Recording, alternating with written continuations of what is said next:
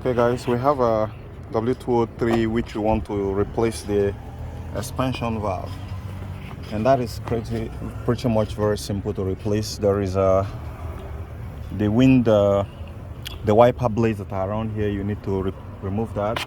We have put that aside, which is somewhere around there. Then after that,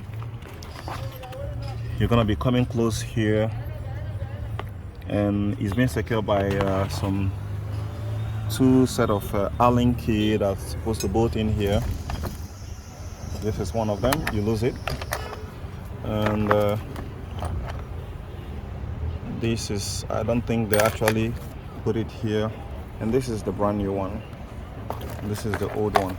So you want to make sure that the both of them are the same to avoid. Oh, the rain is coming. Ifeanyi, Dabu by how Biko? Hey.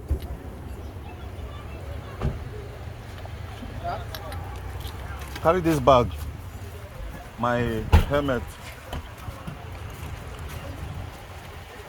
So you need to find the right seal. You can see these seals are all burned. You need to replace the seals so that you will not have any leak. You'll see a lot of things which they used to check to put here to avoid leakage. That's not the best practice. So get the right seal and replace it, and that should fix it.